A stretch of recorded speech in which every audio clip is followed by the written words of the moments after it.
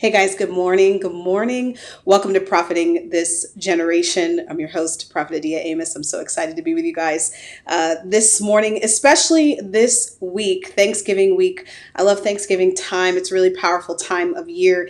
And this year specifically, I know that there's been a lot going on, but I think that the power of Thanksgiving is even more important this year than maybe any other year in the last, 50 years or so. I think that this is one of the most important Thanksgiving week. So I just want to welcome you guys, bless you in the name of the Lord this morning as you guys are coming on, or as you will come on or watch this replay later. You might be running around and doing your holiday things. I hope you are. I hope that you are planning on really coming together, of course, safely with family, with your friends, and those who you would bring into your home or those who you would connect with during this holiday time. I pray that you're going to do that because gratitude is really, really powerful. So good morning, you guys. Why don't you shout out to me this morning? You can let me know where you're listening from or where you're joining from, or maybe even some of your Thanksgiving plans. I love to read that kind of thing later.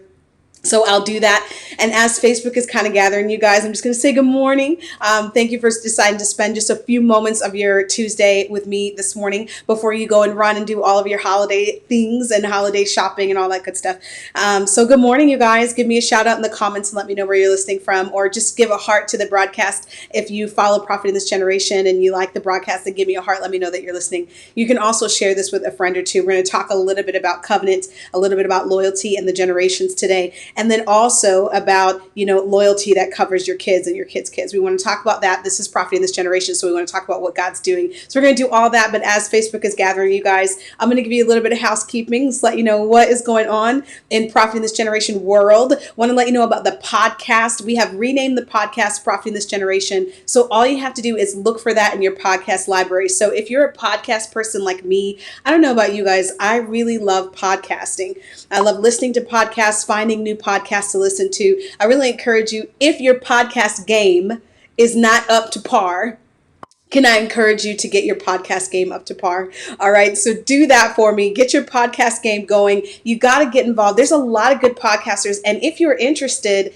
I will list some really good podcasts for you guys in the comments. You can let me know if you're interested in that. You want to hear about some really good podcasts, then let me know, and I will make sure to list them in the comments because I'm a podcast girl, y'all. I love it, and there's actually a lot of new podcasts that are coming out that are up and coming, and you want to be a part of that. I had the As Is Millennials on with me maybe about 4 weeks ago now, somewhere around there. And they were amazing. They have a podcast. You got to listen if you're a young adult, especially if you're a young adult woman. I want to encourage you. You got to check them out. I listened to the Darius Daniels podcast, really intellectual, a lot of good information that's going on there. There's Entree Leadership. There's a lot of different podcasts. So I am really proud to be a part of the podcast family. Profiting This Generation is on the podcast. But here's the thing. If you like the show and you kind of check me out sometimes on Tuesdays in terms of checking out the show, the podcast has bonus audio. So I do have episodes of the show on the podcast, but I also have just bonus content. I just recorded a podcast for you guys. And this podcast had to do with us understanding that vigilance is still required. So I felt like it's a really important topic that we have to talk about. The world might be resting. We're getting ready to go into holiday time. But as the kingdom, did y'all know that the kingdom is always open? So I did a podcast just this week. It just dropped yesterday on vigilance is still required. So I want to encourage you to check out that podcast because I would love to know what you guys think. I have bonus content for you guys on that podcast. If you are a parent, I have Raising Prophetic Children is on that podcast, praying your kids through it.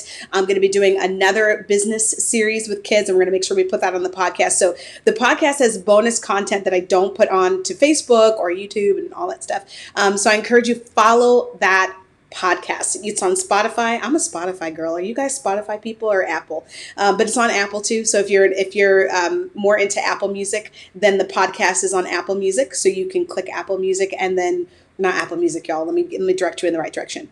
Apple Podcast. Okay, so it's in the Apple Podcast library. If that's how you do your podcasting, it's on Stitcher now as well. SoundCloud, Spotify, iHeart.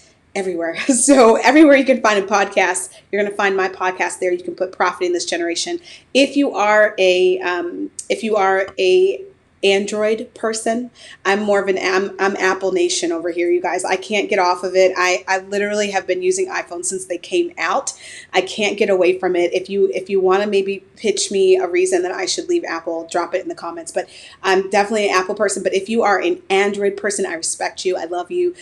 You can download Castbox. It's an app called Castbox, and you can listen to the podcast there. Okay, so I'm letting you know all the places that you can check out the podcast, and I really appreciate the support. And plus, you can let me know what you think about the podcast too. So, Vigilance is Still Required just dropped on the podcast yesterday, and you can check it out today. So do that.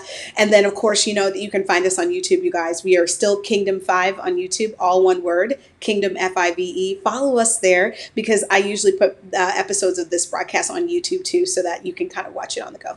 Okay, I think I did it. Oh, last bit of housekeeping, you guys. If you don't know already, I have a devotional on YouVersion. If you have not experienced YouVersion, you guys, you have got to tap into YouVersion. It is really powerful. It is a powerful Bible app. I believe YouVersion is probably the fastest growing Bible app that there is right now. A lot of familiar faces you find on YouVersion. So like if you listen to a different minister, you're going to find that they're somewhere represented on YouVersion. I want to encourage you guys to check that out too. And I'm on the YouVersion. My devotional is called 10 Steps Ahead. Okay, I think I did it. Okay, guys, we're talking about covenant. We're talking about loyalty. We're talking about generations today. I want you to be thinking about this as we head into the holiday times. We're getting ready to wrap this year. This year has been tumultuous. I think tumultuous is a kind word. This year has turned us upside down. And what's so important is that we recognize as the people of God where our God is and where we're supposed to be. I've talked about that on this show, how important that is for us. We've got to stay plugged into the stream of God, no matter how torrent or tumultuous the culture around us is. But today I want to talk a little bit about covenant and generations. I want you to think about how covenants are made with the archons or the patriarchs or the matriarchs of generations. And that single covenant then covers the entire generation. I want you to think about that in terms of your own family, right? And what you are building and what you are crafting and the covenants that you're cutting with the Lord your God and how that covers your family like a blanket. Loyalty is generational. We talked about last week that purpose is generational. Loyalty is generational too when it comes to God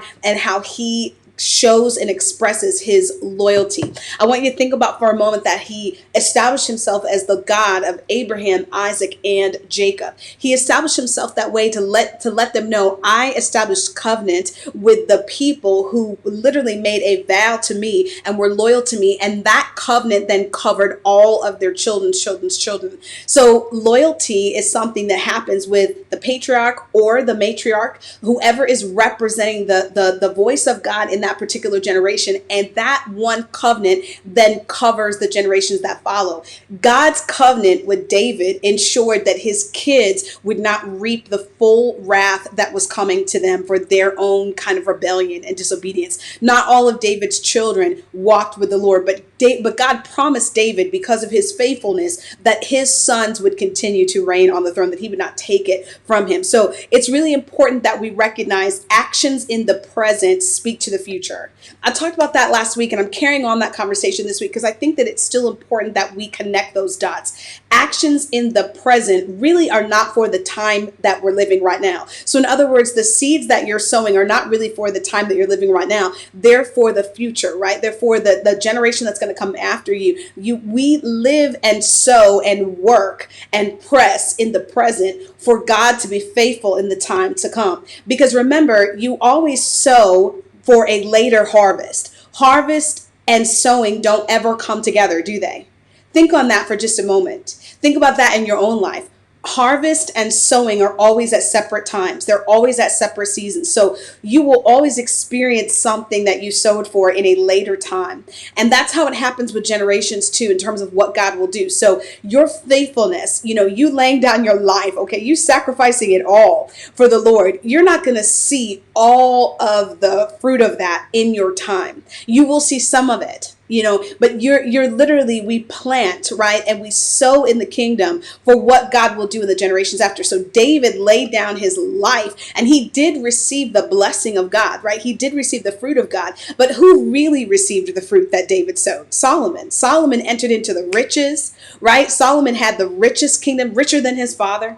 Solomon he experienced like blessings that were a trillion times what David had. So David experienced just a portion, but what he sowed for was for Solomon's kids and Solomon's kids, that they would reap that. So the decisions that we make and what we're doing right now in this generation is for the generation to come. You want to talk about legacy, right? The most important legacy is what you're doing for the kingdom of God and his righteousness. It's how God sees you and how he sees your sacrifice and the covenant that God is cutting with you. That's the important piece, because that is what is going to carry on to the generation. So it's so important that we kind of get a real picture of this, because I think that we miss this in terms of what we're doing for God right now. We're always looking for the fruit of our labors to be shown right now. But a lot of times what you're doing for the Lord is going to show up later. Just the way that it happens when you plant a seed, you have to wait for the months to occur until it is actually time for harvest. Harvest has appointed times. I hope that that's helping some of you guys this morning. Harvest has appointed times. Loyalty often shows up later in terms of the fruit of it. So the fruit of your loyalty to God is going to show up at the best time. So God appoints the fruit of loyalty to show up when it's absolutely needed and it's absolutely required. The fruit of covenant, right? The fruit of covenant shows up at an appointed time. And a lot of times we want to force the fruit of covenant. We want to force the fruit of loyalty. It doesn't happen that way. Abraham and Sarah, let's think about them for just a moment. They tried to force the fruit of the covenant. So Sarah says, we're waiting. God's been saying he's going to do this, but we're waiting. And I think that Sarah's fear was reasonable. Can we talk about reasonable fear for just a second? Our fear that God may not do it sometimes is very reasonable, because our timelines are so out of sync with his. And we're living this life every day. God's living it too, but in a different way. But our timelines with God can be so out of sync. So sometimes our fear that God is not going to fulfill a covenant with us is very reasonable. So I need you to know, we need to talk about it, that sometimes we will do things out of reasonable fear. And it's not irrational. So Sarah's fear that God was not going to do it was not irrational. It was actually quite reasonable. And you have to be really careful. You have to be careful about reasonable fear. It's really easy to recognize fear that's unreasonable and that's irrational. It's really easy to pinpoint that kind of fear. It's much harder, y'all, to pinpoint rational, reasonable fear that it will not come to pass. So as Sarah is telling Abraham to go, right, and to have these relations with Hagar so that he could have offspring, that was reasonable fear that it would not come to pass. She was getting older by the second. She felt her own body giving on her. Okay, she felt the situation caving in on her, and she's thinking to herself, maybe, because see what happens, maybe I heard God incorrectly. Maybe that's not exactly what he said to me, or maybe it won't play out exactly that way and I need to make a move. It happens. I've done it. We all do it. So she had a reasonable fear. And what happened was she tried to force the fruit of the covenant. Hear me on this. She tried to force that. When covenant has appointed times for it to bear fruit, covenant is like a protection order. It's not always fruit bearing. Hear me on this. Covenant is a promise of fruit, but it is not constantly fruit bearing, which is why it can become difficult when you are waiting for a covenant to come to fruition. So here we are, God cuts covenant with them. He tells Abraham, listen to what he tells Abraham, your generations are going to be as much as the stars. Abraham would not see that in his lifetime. He saw Isaac in his lifetime. He saw some of Isaac's children, but Abraham did not see the stars, his generations as far as the stars in his lifetime. The covenant was for a time to come, but the covenant represented the promise of the fruit. So a lot of times we're forcing the fruit of the covenant. So here comes Sarah. She's forcing the fruit of the covenant. All right. She tells Abraham, go sleep with Hagar. Let's force the fruit of the covenant. And it ends up forcing them at a time. And what do we get? Ishmael. Right? So we get this son. Look at him. He's a functioning son. legs, arms, eyes, nose, functioning sun. Do you know that you can have functioning fruit that was still not the right season? It wasn't the right fruit. So you can have literal fruit that looks like everything else, but literally represents a problem. So it was only a problem. Here's the thing. Ishmael was only a problem when Isaac showed up. Ishmael was not a problem before that. Think about that. He was not a problem. So you can bear fruit out of season, and it will only show up as a problem when the right fruit comes, because then you have to make a decision. So here's Sarah, Abraham, Isaac, Hagar, and Ishmael, and then they realize it's crowded. See, that's what happens. So when you force the fruit of the covenant, it's going to be crowded, and somebody's going to have to go, and somebody has to pay. Listen to this. Someone had to pay for Sarah forcing the covenant, forcing the fruit of the covenant. So here's Hagar, and now Hagar and Ishmael have to pay because Sarah pushed and forced the fruit of the covenant. Rationally, she did so. And I go back to that. She forced it in a rational way. Okay. It looked like it wasn't going to happen. So she's like, I gotta push. I gotta make it happen. But what happened is when the promise came, it got crowded. So when God makes a covenant, you have to allow the cycle of that covenant to play out, and you have to count God faithful even when you don't see the fruit of that covenant, because covenants are for generations. Covenants are for a timeline that's appointed by God, and they have a specific moment and season where they are ordained to bear fruit. You cannot force the fruit of God. In the same way that if you plant in a field, I don't know how many farmers I have that listen to the show at all. I have no idea. I know that I respect farmers a great deal and what they do, but the reality is they completely understand timing, right? I think that farmers are probably the most patient people on the face of the planet because they have to do so much work and then they wait. Do you know how hard work farming is? You work so hard, you toil the ground, and then you wait.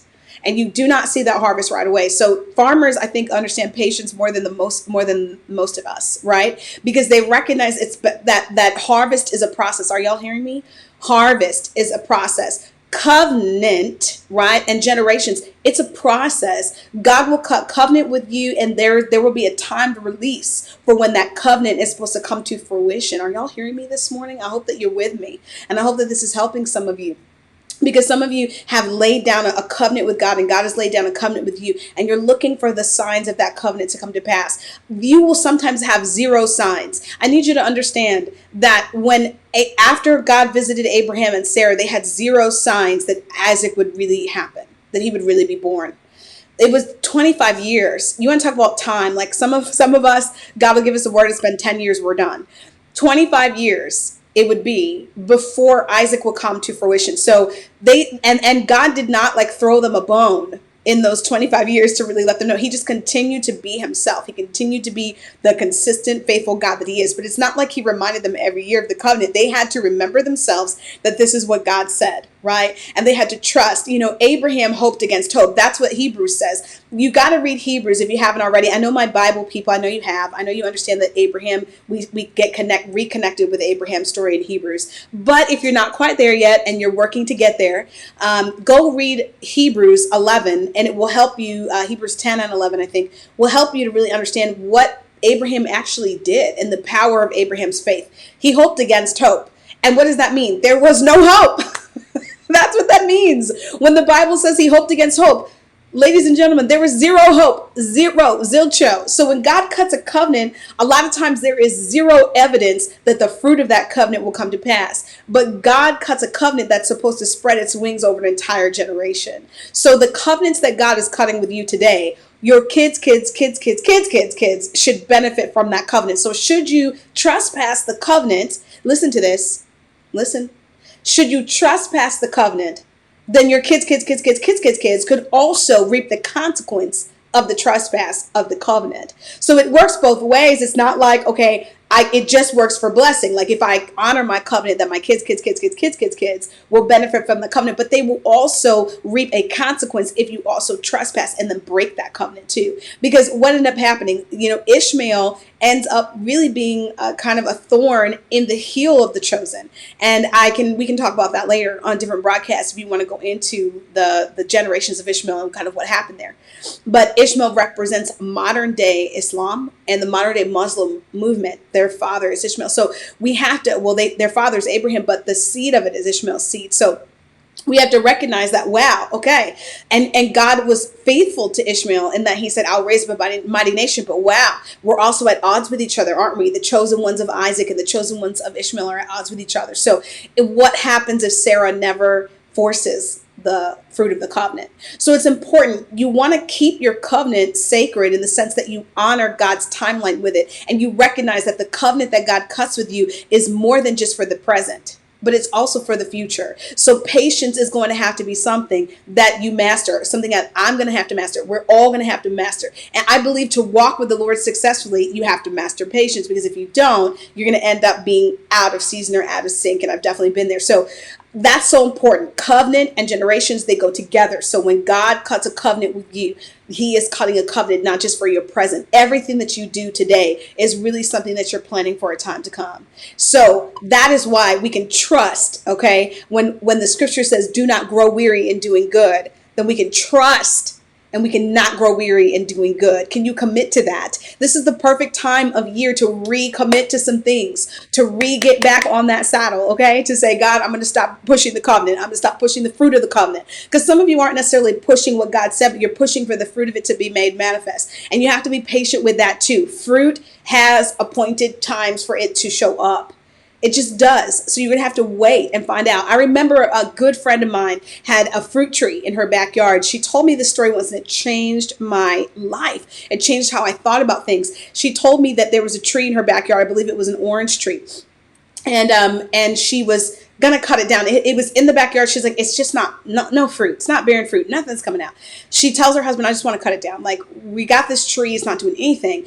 And her husband tells her, just be patient. Like, just be patient. Just wait.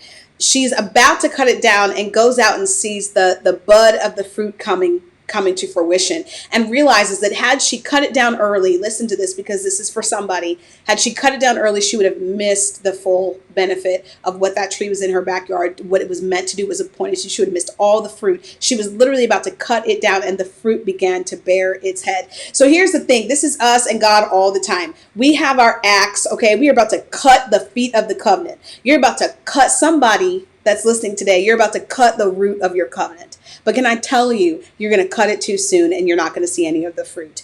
God will still be faithful to your life. He will love you, but you will not get all of the fruit that was intended. If she had cut that tree down, all of its fruit, listen, all of its fruit would have died with it. And so sometimes you're cutting a covenant that at the root that is full of the seeds, and you just need to wait until the seeds come to fruition. Hey, Arabasa. Are you hearing me? You just need to wait until the seeds come to fruition. Seeds take time. Fruit takes time. And you cannot rush the fruit of the covenant. Otherwise, you'll get an Ishmael in your life. And then what will happen when Isaac shows up and you have no room for both Isaac and Ishmael? Somebody's going to have to go. And when something has to go, there's a consequence that is paid. And Hagar bore the consequence of Sarah's rushing. Okay.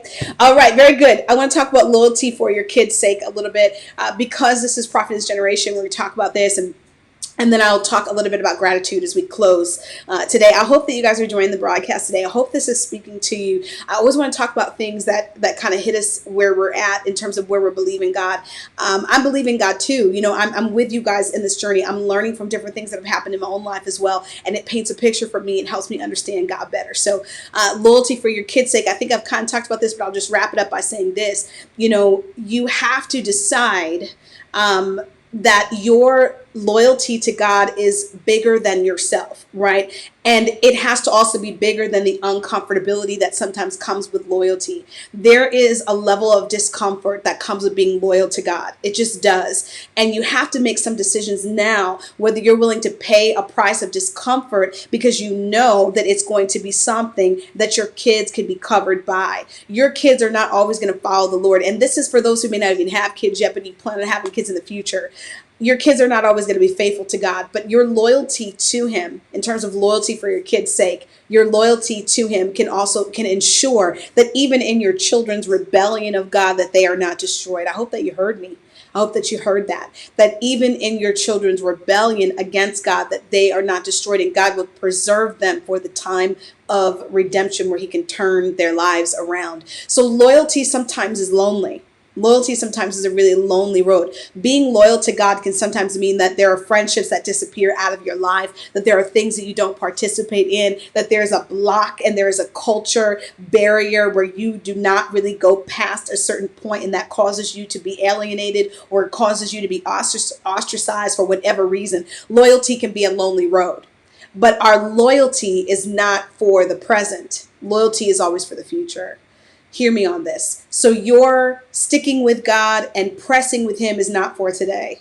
It's so that your seed benefits from the sacrifices that you're making today. I don't have natural children. I press for them, though, the natural children that I will have. I press now that they will benefit from my loyalty, that they'll benefit from staying and honoring the Lord, that they'll benefit from those things. They'll benefit from that sacrifice. And it's so, so important. We have to be thinking bigger. Remember, generational thinking is the way to go. We have to be thinking about that. That is the thinking of the wise. God is a generational thinker.